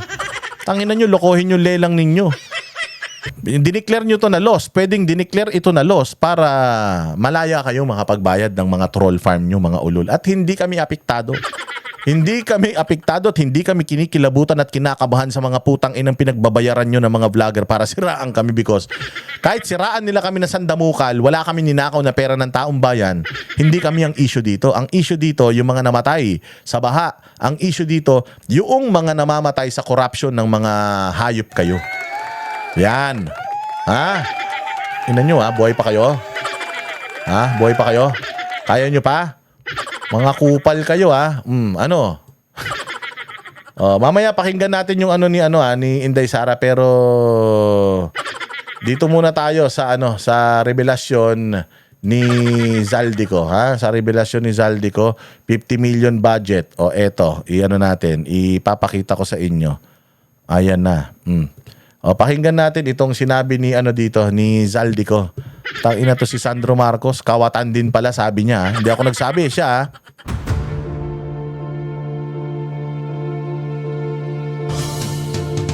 Matapos idawit si Pangulong Marcos, ang anak naman niyang si House Majority Leader Sandro Marcos ang isinasangkot ngayon ni dating Congressman Zaldico sa issue ng budget insertions.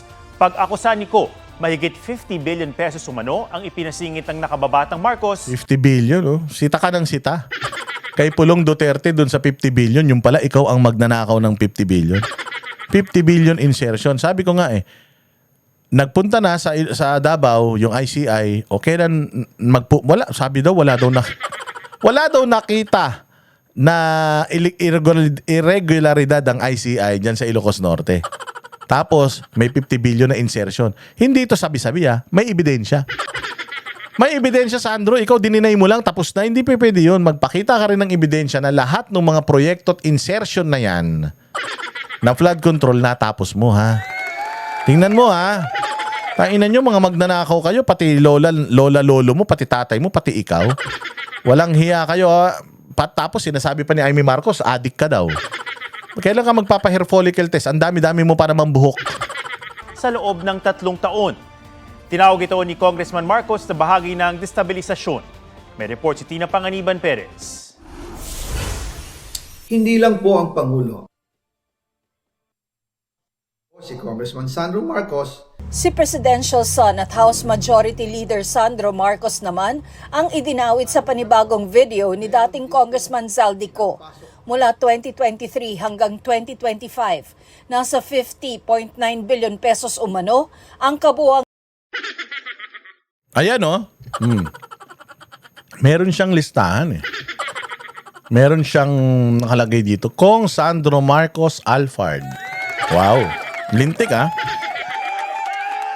Yung pangkuha ng bayong-bayong malay-malitang pera, Alfard pa.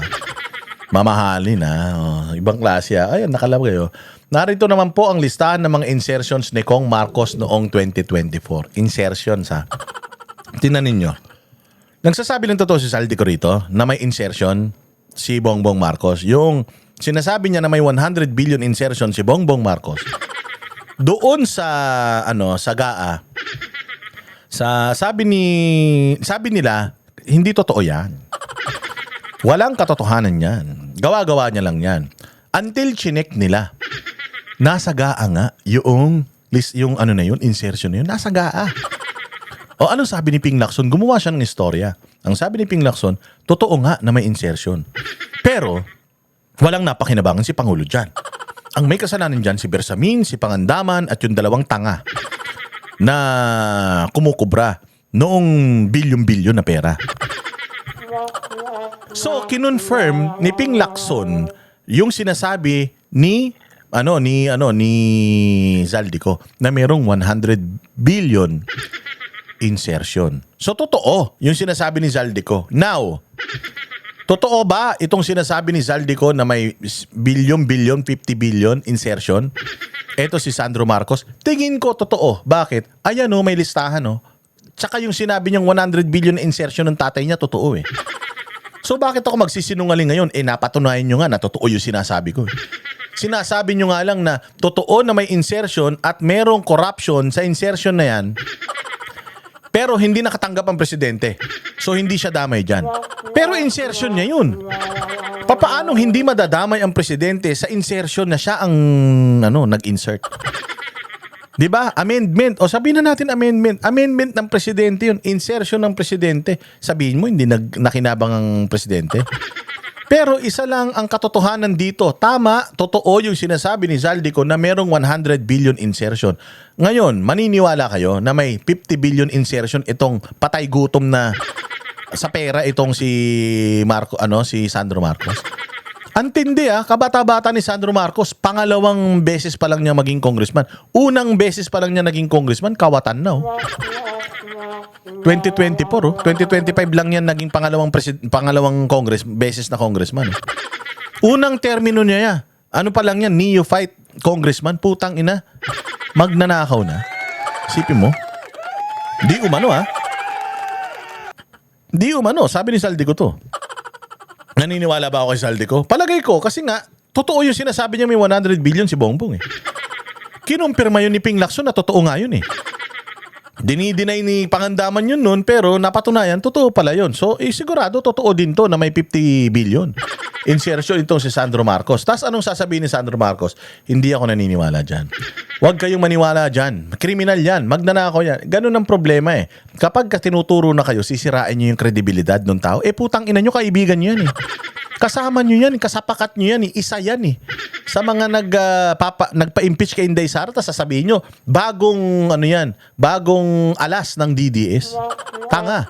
Yung mga expose niya, ginagamit talaga ng DDS para lalong mapatunayan na mga magnanakaw ang pamilya ninyo. Pero ito si Zaldico, putsang ina, hindi natin sinasabi na hindi siya guilty. Hindi nga tayo naniniwala na wala siyang natanggap eh.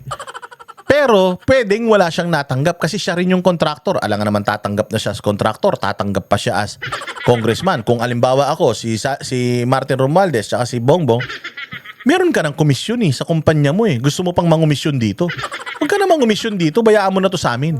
So posible din yung sinasabi niya na doon sa bilyon-bilyon na diniliver niya sa pamilya na yan, wala siyang nakuha. Kasi may nakuha na siya dito sa kanyang mga kumpanya na inawardan ng mga kontrata na yan. Tanong, does it make him not guilty sa corruption? No. Pero it will make him least guilty. Least guilty. Pero hindi not guilty. Kalokohan yun. Hindi natin pwedeng ito si Zaldico pabayaan na lang dahil dito sa mga revelasyon niya. Maaring bumaba yung pananagutan niya, pero may pananagutan pa rin siya. So ayan total insertion sa loob ng 3 taon, mahigit 50 billion. Sa mga mga nagtatanggol kay Sandro Marcos at saka kay Bongbong Marcos, question, putang ina nyo, nabigyan ba kayo ng pera nito? Kasi kung hindi naman kayo nabigyan ng pera, ba't pinagtatanggol nyo itong mga kawatan na ito? Ba't pinagtatanggol nyo? May tama na kayo sa utak, na kayo, tingin na kayo sa albularyo. Ipinasingit ng nakababatang Marcos sa budget ayon kay Ko. Pinost pa ni Ko ang umano'y listahan ng insertions ni Congressman Sandro. Nalaman ko na lang sa mga contractor na galit siya sa akin nung pinag-uusapan na ang 2025 GAA budget. Ang sabi daw niya, ipatatagal ako at magpa-file ng maraming kaso laban sa akin. Kasi kulang ng 8 billion pesos yung insertion na gusto niyang ipasok. Ang dahilan daw, may mga contractor na nakapag-advance na sa kanya at dahil hindi na ipasok ang buong halaga. Nantindi mo naman, Sandro. Wala pa yung pera. Hindi pa nanganganak yung manok, binibilang mo na yung itlog. Walang iya. Kantay mo naman muna yung perang dumating bago ka manghingi doon sa mga kontraktor. Putya, sobra sugapa mo naman. Ang liit-liit mo na tao. Gano'ng karaming pera kailangan mo? Gano'ng karaming sasakyan? Ano bang gusto nyo bilhin? Planeta? Ang ina ninyo, ba't kailangan nyo ng ganyang kalaking pera? May mga sakit ba kayo? May cancer ba kayo? Meron ba kayong pinagagamot? May mga anak na ba kayo sa nag-aaral na ng kolehiyo? Tangin ang babata nyo pa, lalaki na ng perang mga kinukuha nyo Hayop kayo talaga. Kailangan daw niyang magsauli sa mga yon. Bago pangalanan si Congressman Sandro, sinabi ni Ko sa una niyang video na may mga opisyal ng gobyerno na nagpaabot sa kanya ng utos na galing umano kay Pangulong Marcos na magsingit ng 100 billion pesos sa 2025 national budget. Sa bagong video ni Ko, sinabi ni Ko na direkta niyang nakausap si Pangulong Marcos kaugnay sa budget insertions. Si Yusek Jojo Cadiz ang nag-ayos ng aming meeting noong March 2025 sa 1201 Aguado Street, tapat ng Malacanang, Gate 4. Pero sa halip na kumalma ang Pangulo, lalos lang siyang nagalit. Sa halip na itanggi o linawin niya ang tungkol sa 100 billion insertion, pinagsabihan niya kami ni dating Speaker Romualdez at sa akin mismo, diretsahan niyang sinabi, "Huwag mo akong pigilan sa mga insertions ko. Huwag ka nang makialam sa budget." Dahil sa mga binitawang salita sa akin ni BBM, naging malinaw sa akin na siya mismo ang nag-utos kila Secretary Mina Pangandaman at Yusek Adrian Bersamin na ipasok ang 100 billion pesos worth of projects. Bago yan, sumulat daw si Ko kay Pangulong Marcos noong February 2020. Lagi naman natin sinasabi na sobrang imposible talaga na yung mga subordinates mo, yung nagdidesisyon for you. Especially, we're talking about projects and hundreds of billions of insertions. Kalokohan yun. Besides, ikaw yung pipirma Ikaw yung final say whether good or go or no go itong budget na ito. Sinabi rin naman ni Toby Chanko na nagalit talaga ito Maring yung kwento ni Toby Chanko is para ilihis lang kay Bongbong. Pero yun na yun, yung nagalit. Nagalit ito si Bongbong dahil itong dalawa lang kumikita. So, praning ito tingin ko kasi nga, sabi adik praning ito kasi feeling niya, ninanakawan siya, feeling niya yung dalawa lang kumikita. Kaya ako naglagay dyan dahil putsang ina nyo, gusto ko rin kumita. Hindi ako naniniwala si Pangandaman lang yun. Hindi ako naniniwala si Bersamin yan, tsaka yung dalawang Yusek. Oo, ano ka nga, little president nga si Bersamin eh. So kung ano yung ginagawa ni Bersamin, it represents the president. So hindi mo pwedeng sabihin talaga si presidente dito, hindi damay dito o wala siyang kinalaman. Hindi ba nga, sa war on drugs ni Pangulong Duterte, dinadamay si Bongo dahil kanang kamay siya ni Pangulong Duterte. Dinadamay si Bato dahil siya ang chief of police. Kahit wala namang ebidensya pero dinadamay sila. Oh, kasi nga yun yung logic nila. If we can apply that logic dito sa pagnanakaw na to sa budget, hindi pwede na si Bongbong Marcos walang kinalaman dito. Sobrang incompetent at tanga mo na kung kung papayag ka o totoong nangyari yan. Pero sabi nga nila, plausible deniability. Hindi talaga ako yung gagawa, kaya nga ako may mga tao Sila yung gagawa para sa akin para pwede kong i-deny. Pero kung matalino kang tao at nag-iisip ka talaga, yung mga ganitong scheme, alam mo na putsang gawain na nila itong mga ganito noon pa. 5. Doon ko ipinaliwanag na ginagawa ko lang ang mga utos niya tungkol sa mga insertions na sinasabi niyang hindi na raw niya makilala. Bukod sa 100 billion pesos na insertions, nagpadagdag pa raw ang Pangulo ng 50 billion pesos na halaga ng mga proyekto. Kinausap ako ni Yusek Jojo Cadiz at nagsabi na ipinapa-insert ng mga projects ang Pangulo na worth 50 billion pesos. And sinabi ko kay Yusek Jojo na meron ng instruction kay Secretary Mina Pangandaman at Yusek Adrian Bersamin about the 100 billion pesos insertion. And sabi niya, kakausapin niya ang Pangulo na kung pwede, doon na lang i-charge ang gusto niya ng 50 billion pesos na insertion. Ngunit ang sagot ng Pangulo, humingi ka ng bago or dagdag na insertions. Doon po nakita Na walang kabusugan, no? Walang kabusugan. Yan yung 2026 budget, mga bossing. Dagdagan pa. Ilalagay na sa NEP. Pero yun yung sinabi ni Bonoan nung nakaraan na wala na Wala na tayong may dadagdag kasi itong NEP, naka-allocate talaga yan. Mahirap ilusot. Sabi niya, hindi, gawan nyo ng paraan. at naramdaman na hindi pwedeng sabihin ng Pangulo na wala siyang alam sa mga nangyayari. Kasi mismo siya ang nagbibigay ng utos.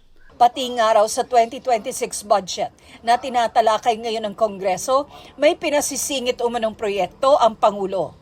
At kung titingnan ninyo ang 2026 budget, may panibago siyang 97 billion insertions. Pero ngayon, ipinasok na mismo sa President's Budget or NEP 2026. Yan po ang kinumpirma ni Secretary Manny Bonoan na may instructions ang Pangulo na magpasok ng 100 billion ulit sa President's Budget, kaya wala na siyang pwedeng ipamigay. Ito ay nalaman ko noong May 2025 sa meeting namin kasama si dating Speaker Romualdez. So yun meron na namang pinasok para sa 2026, 90 billion. Ngayon, may mga nanghihingi ng project kay Bonoan. Ang sabi ni Bonoan, wala na ako may bibigay. Kasi priority ko yung sinabi ng presidente na insertion. Yun ang priority kong lagyan ng pondo. Yung mga hihingi sa akin na mga senador, congressman, na mga project para pagkapirahan nila, wala na. Kumbaga, putang ina, sinulo niya na. Wala nang ibang kikita, ako na lang. Wala nang ibang kikita, ako na lang. Oh, kasi nga may budget ang DPWH. May budget ang DPWH separate. Ngayon, dun sa budget ng DPWH, may lalapit na congressman, senador. O baka naman meron akong dyan, kasi mag-election na. Baka naman meron akong, kasi yun yung sinabi ni, di ba, ni Bernardo. Baka naman meron ako dyan na pwedeng project na ganitong worth, baka naman pwede ponduhan mo. O dyan sa DPWH, baka meron akong pwedeng sakyan dyan na proyekto nyo na pending, na pwedeng ponduhan. Yun yung pinagkakakitaan nila. Binibigay yun ng district engineer, ng regional, binibigay yun ni Bunuan. May mga porsyento sila doon. May 1%, 2%, may mga ganun-ganun sila doon. Ngayon, pag merong congressman na lumapit kay Bunuan ngayon, 2026, para pondohan yung kailangan nila ng pera, sasabihin ni Bunuan, wala na. Hindi na ako pwedeng magbigay sa inyo kasi sinagad na ni Pangulo, kinuha niya na lahat. 90 billion worth na project yung kailangan kong ipasok sa kanya. Tangina. Ang ibig lang sabihin niya, sinasabi nito ni Zaldico na putya sugapa talaga. Sugapa talaga, marami kaming kawatan dito sa gobyerno pero gusto niya siya lang mag-isa. Ganun katindi. Itong istorya na to, inaano ko lang baga iniisa-isa ko lang yung istorya. Binalagyan lang natin ng senaryo. Kasi baka sa iba hindi nila masyadong maintindihan tong pinag-uusapan dito tungkol dun sa budget. Ito yung pinaka madaling paraan para maipaliwanag yung sinasabi na kaya wala nang maibigay si Bunuan na proyekto. Halimbawa si Bunuan meron siyang 100 billion na budget. Yung 100 billion na budget na yun nasagad kasi nga 90 billion yung insertion ng presidente sa kanyang budget. So kung merong isang senador na lalapit sa kanya, baka meron ka pa dyan, wala na, tinodo na Kinuha na lahat Yun ang paliwanag doon. Pampahayag ang palasyo at si Bunuan sa mga bagong sinabi ni Ko.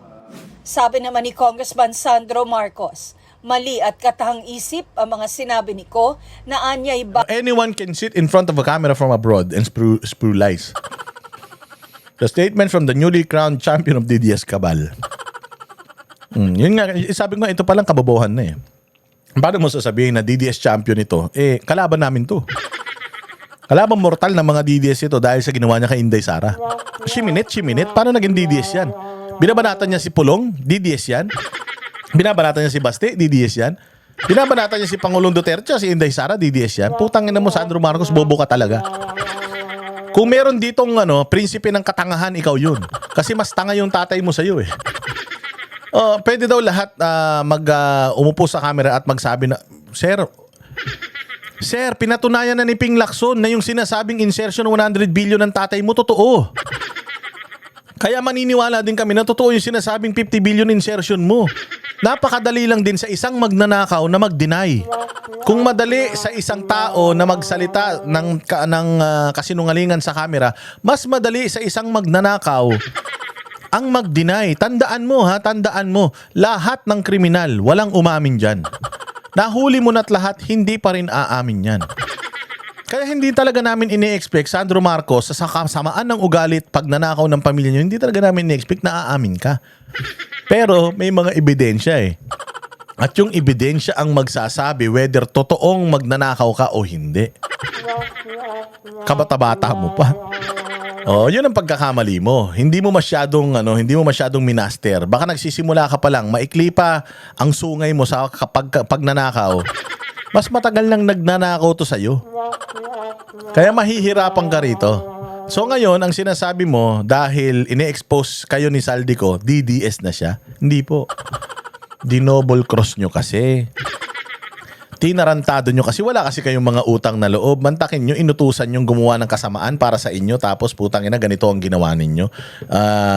Ginawa ninyong anong tawag dyan? Ginawa ninyo yung tao na parang hayop na tinutugis ninyo. Samantalang kasapakat ninyo ito. Walang hiya ka talaga, Sandro. Bagong kampyon ng mga DDS. Inakusahan din niya si Ko na bahagi ng destabilisasyon. Gusto raw ni Ko na pabagsakin ang kasalukuyang administrasyon. Paano pabagsakin ang kasalukuyang? Kakampi nyo nga yan Kakampi nyo ito. Tao ito ng tsuhin mo, ng tatay mo. 3 taon itong appropriations chairman ng Kongreso. 3 taon yung pinakinabangan to. 3 taon nagdi-deliver sa inyo to. Paano destabilisasyon?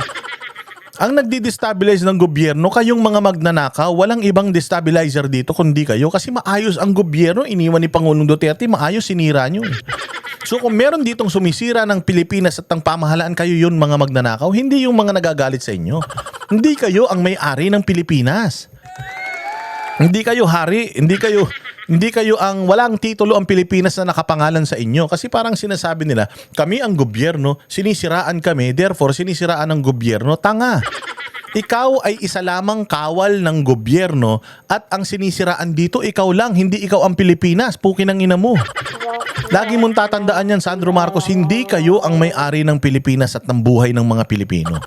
Kapag binabatikos kayo, kayo lang, hindi ang Pilipinas. Pag binatikos ang tatay mo lang, hindi ang Pilipinas. Presidente ng Pilipinas ang tatay mo, pero hindi siyang may-ari ng Pilipinas. Tao, kami na mga Pilipino ang may-ari ng Pilipinas. Kami ang may-ari sa inyo. Kaya pag may gusto kaming gawin nyo, gawin nyo. Pag sinabi namin magpa-drug test kayo, dapat nagpapa-drug test kayo. Tang ina nyo. Para maabsuelto sa kanyang mga krimen. At batay sa intel, nakipagkasundo na si Ko sa mga magbebenepisyo rito. Meron pa kayong intel na nalalaman? Alam nyo naman na wala si Zaldico sa Pilipinas, pumunta pa kayo sa bahay niya. Oh, di ba pure intelligence yan? So ibig sabihin yung intel nyo poor. So kung meron kang intel ngayon na nagsasabi na si Zaldico ay nakipagkasundo na sa mga Duterte. Pure intel yan. Nagpunta nga kayo sa kondo niya, nagpunta kayo sa bahay niya kahit alam nyong wala siya dun eh. So ganyan kasama ang intelligence nyo. Kasi paano kayo magkakaroon ng matinong intel? Putang ina, pati yung intel fund siguro binubulsa nyo. Hindi pa, yung intelligence funds pa naman, hindi nire-resibuhan yan. Kung yun ngang may resibo, kung yun ngang mayroong resulta na struktura, minamagic nyo yung pa kayang intel funds ninyo na walang resibo. Yung yung liquidation yan, certification lang. Oh, baka kaya wala kayong mga titunong intel. Kaya sabi ko kasi yung mga intel na sinasabi mo, walang utak yan. Pantanga yung intel na yan, sir. Walang gagong maniniwala si Zaldico DDS. Dahil pag tinanggal mo si Zaldico ng pantalon, kulay pula yung brief niyan. Loyalista yan, tanga. Yumaman nga yan dahil sa inyo eh. Tapos paano magiging DDS yan? Hindi nga nakinabang yan sa mga Duterte pagdating sa yung mga proyekto sa gobyerno. Hindi nga nakaporma yan sa mga Duterte eh. Sa inyo nga lang yan nakaporma. Ginawa nyo Appropriations Committee Chairman tapos sisiraan nyo. Tangina nyo, nilagay nyo sa posisyon. Wala naman palang reputasyon. Ba't nyo nilagay sa posisyon? O kaya nyo sinisiraan yung reputasyon ng tao kasi tinuturo na kayo. O mga magnanakaw daw kasi kayo. Dagdag ni Congressman Sandro, tinanggal si Ko bilang House Appropriations Committee Chairperson hindi dahil sa kapritsyo ng sinumang individual, kundi dahil sa kanyang kasakiman at korupsyon. Panawagan ng mababata sa publiko. Kasakiman at korupsyon. So tinanggal nyo siya noon dahil sa kasakiman at korupsyon. O ba't di nyo kinasuhan? Ang tagal na nun ah. Di ba? Ang tagal na nun. Nung tinanggal nyo siya bilang Appropriations Committee Chairman, o bakit hindi nyo siya sinampahan ng kaso nun? Ina nyo huli. Wag kami. Sandro, bata ka pa. O yung mga ganyang style. Kung sino man PR person mo gumawa nito, putang ina, sisantayin mo na. Magpabudol kay Zaldico. Sabi naman ni Navotas City Representative Toby Tiangco, nalaman ni Pangulong Marcos ang tungkol sa insertion sa 2025 national budget kaya pinigilan niya ang mga pondong na flag ng ehekutibo na kaduda-duda. Nasa 80 bilyong piso araw ang hindi na-release sa national budget kasunod ng deliberasyon ng Bicameral Conference Committee. Alam niya yung mga insertions kasi di ba yun ang naging role ko nung Marso eh. Kasi nung January, di ba pinahold lahat. So yung Senate, binigay nila yung listahan nila within 3 days. Yung House, 3 buwan na hindi binibigay. So yun yung naging role ko ng January, pag-aralan. And as of July... Wala. Magkano lang yung binito eh? Magkano yung insertion? Ang daming ginawang kabulastugan ng amo mo. Meron pa nga yung sa PhilHealth eh. Sabi, sosoli yung 60 billion. Wala pa hanggang ngayon. Tumigil ka na, Toby Chanko. Alam na namin ng mo. Alam na rin namin ng karakas mo. Ang karakas mo lang dito, iiwas, parang ka rin si Ping Lacson, iiwas kay Bongbong pero sisihin si Romualdez at saka si Zaldico. Pero sabi ko nga sa inyo, si Romualdez, kapag kayan nadamay na dito, wala na yan. Hindi na kayang pigilan yan. Papunta na talaga sa Malacanang yan. Oh, di ba? Okay ba? Oh, yan. Kita-kita tayo ulit mga bossing ha. I-like, i-share ninyo itong ating content para makarating sa lahat ng mga Pilipino. Mabuhay ang bayang Pilipinas. Kita-kits sa susunod na vlog. Kami ang boses ng masa, hindi natatakot. Katotohanan lang, di kami nalulunod. Walang bahid ng sismis, lahat ay totoo. Kahit sino ka pa, pag mali ka babanatan ka. Walang pinipili kulay, wala kaming kinikilingan. Basta para sa bayan, kami lalaban. Pagdama palakpakan, pag mali banatan. Di matitinag, di matatakot, para sa bayan tuloy ang sigaw. Sa harap ng kamera, walang halong takot. Mga baluktot, lahat kayo'y tutumba. Ang hustisya at totoo, yun lang ang mahalaga. Kahit sinong harang, di kami matitinag. Walang pinipiling kulay, wala kaming kinikilingan. Basta para sa bayan, kami lalaban. Pag tama palakpakan, pag mali banatan. Di matitinag, di matatakot, para sa bayan tuloy ang sigaw. Kung nasa tama ka, ikaw ay aming kasama. Pero pag mali ka, handa ka na bang mabasag? Banateros kami, walang inuunan. Dahil bayan muna, bago ang sarili.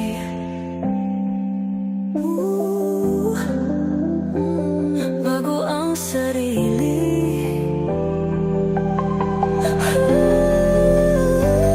Pag tama palakpakan, pag mali banatan. Banateros ang sigaw, katotohanan ang laban.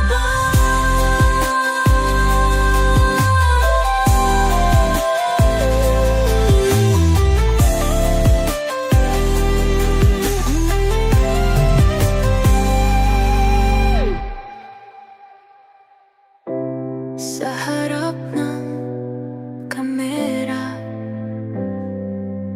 walang